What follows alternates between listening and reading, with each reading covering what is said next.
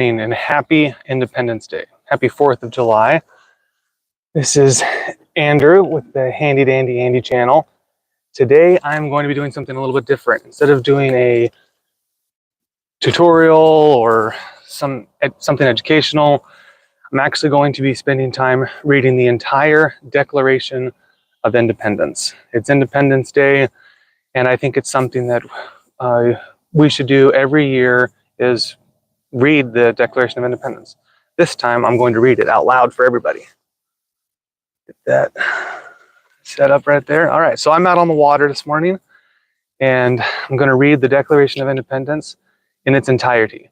So I'm not going to give any of my thoughts or feelings throughout it. I'm just going to start at the beginning and go all the way through the end. And I am a proud American, and I'm blessed to have lived where I do, and I'm also grateful for my heritage, because I have dozens of the signers as relatives, distant relatives. None of them, I'm not direct descendants, but I'm 7th cousins, 8th cousins, that kind of thing, to many of the founders, including John Hancock, Thomas Jefferson, that kind of thing. So the Declaration of Independence is important to me. So I'm going to read the entire Declaration of Independence just out here on the water, enjoying Independence Day morning. In Congress, July 4, 1776. The unanimous declaration of the 13 United States of America. When, in the course of human events, it becomes necessary for one people to dissolve the political bands which have connected them with another, and to assume among the powers of the earth the separate and equal station to which the laws of nature and of nature's God entitle them. A decent respect to the opinions of mankind requires that they should declare the causes which impel them to the separation. We hold these truths to be self-evident, that all men are created equal, that they are endowed by their Creator with certain unalienable rights, that among these are life, liberty, and the pursuit of happiness. That to secure these rights, governments are instituted among men, deriving their just powers from the consent of the governed.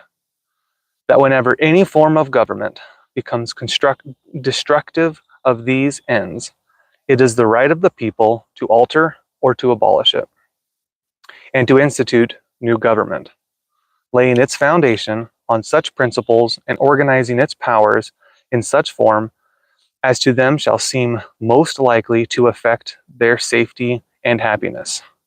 Prudence, indeed, will dictate that governments long established should not be changed for light and transient causes, and accordingly all experience hath shewn that mankind are more disposed to suffer while evils are sufferable, than to right themselves by abolishing the forms to which they are accustomed. But when a long train of abuses and usurpations, pursuing invariably the same object, evinces a design to reduce them under absolute despotism, it is their right, it is their duty, to throw off such government, and to provide new guards for their future security. Such has been the patient sufferance of these colonies, and such is now the necessity which constrains them to alter their former systems of government. The history of the present King of Great Britain is a history of repeated injuries and usurpations, all having in direct object the establishment of an absolute tyranny over these states. To prove this, let facts be submitted to a candid world. He has refused his assent to laws, the most wholesome and necessary for the public good. He has forbidden his governors to pass laws of immediate and pressing importance, unless suspended in their operation till his assent should be obtained, and when so suspended, he has utterly neglected to attend to them. He has refused to pass other laws for the accommodation of large districts of people, unless these people would relinquish the right of representation in the legislature, a right inestimable to them, and formidable to tyrants only. He has called together legislative bodies at places unusual, uncomfortable, and distant from the depository of their public records, for the sole purpose of fatiguing them into compliance with his measures. He has dissolved representative houses repeatedly for opposing with manly firmness his invasions on the rights of the people. He has refused for a long time, after such dissolutions, to cause others to be elected, whereby the legislative powers, incapable of annihilation, have returned to the people at large for their exercise, the state remaining in the meantime exposed to all of the dangers of invasion from without and convulsions within. He has endeavored to prevent the population of these states, for that purpose obstructing the laws of naturalization of foreigners, refusing to pass others to encourage their migrations hither, and raising the conditions of new appropriations of land. He has obstructed the administration of justice by refusing his assent to laws for establishing judiciary powers. He has made judges dependent on his will alone for the tenure of their offices and the amount and payment of their salaries. He has erected a multitude of new offices and sent hither swarms of officers to harass our people and eat out their substance. He has kept among us, in times of peace, standing armies without the consent of our legislatures. He has affected to render the military independent of and superior to the civil power. He has combined with others to subject us to a jurisdiction foreign to our Constitution and unacknowledged by our laws, giving his assent to their acts of pretended legislation, for quartering large bodies of armed troops among us, for protecting them by a mock trial from punishment for any murders which they should commit on the inhabitants of these states, for cutting off our trade with all parts of the world, for imposing taxes on us without our consent, for depriving us in many cases of the benefits of trial by jury, for transporting us beyond seas to be tried for pretended offenses, for abolishing the free system of English laws in the neighboring province, establishing therein an arbitrary government and enlarging its boundaries so as to render it at once an example and fit instrument for introducing the same absolute rule into these colonies, for taking away our charters, abolishing our most valuable laws, and altering fundamentally the forms of our governments, for suspending our own legislatures and declaring themselves invested with power to legislate for us in all cases whatsoever. He has abdicated government here by declaring us out of his protection and waging war against us. He has plundered our seas, ravaged our coasts, burnt our towns, and destroyed the lives of our people. He is, at this time, transporting large armies of foreign mercenaries to complete the works of death, desolation, and tyranny, already begun with circumstances of cruelty and perfidy scarcely paralleled in the most barbarous ages and totally unworthy the head of a civilized nation. He has constrained our fellow citizens, taken captive on the high seas, to bear arms against their country, to become the executioners of their friends and brethren, or to fall themselves by their hands.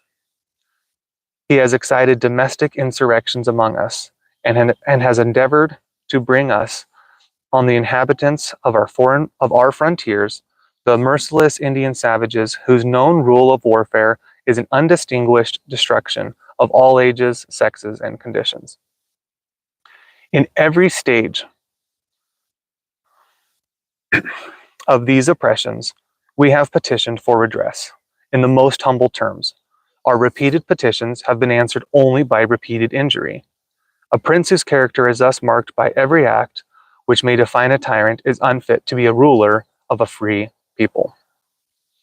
Nor have we been wanting in our attentions to our British brethren. We have warned them from time to time of attempts by their legislature to extend an unwarrantable jurisdiction over us. We have reminded them of the circumstances of our emigration and settled here. We have appealed to their native justice and magnanimity and have conjured them by the ties of our common kindred to disavow these usurpations, which would inevitably interrupt our connections and correspondence. They too have been deaf to the voice of justice and consanguinity. We must therefore acquiesce in the necessity which denounces our separation and hold them as we hold the rest of mankind, enemies in war, in peace, friends. We therefore, the representatives of the United States of America in General Congress assembled, appealing to the Supreme Judge of the world for the rectitude of our intentions, do, in the name and by authority of the good people of these colonies, solemnly publish and declare that these united colonies are and of right ought to be free and independent states, that they are absolved from all allegiance to the British Crown, and that all political connection between them and the state of Great Britain is and ought to be totally dissolved, and that as free and independent states, they have full power to levy war, conclude peace, contract alliances, establish commerce, and to do all other acts and things which independent states may of right do. And for the support of this declaration, and with a firm reliance on the protection of divine providence, we mutually pledge to each other our lives, our fortunes, and our sacred honor. That is the Declaration of Independence, which is what we celebrate today. Happy Independence Day. I hope everybody just takes a second to pause and think about the true meaning of independence. Like at Christmas time, it's easy to get caught up about the stories of Christmas presents in the past and the shopping and Santa, but we should always take time to remember the true meaning of Christmas. Similarly, we should take time to remember the true meaning of Independence Day, what that really means for us, what that meant for our ancestors, and for many who ended up giving their lives so that we could live in a place of freedom today. Thank you for watching, and I'll be back to making the normal handy dandy Andy videos soon.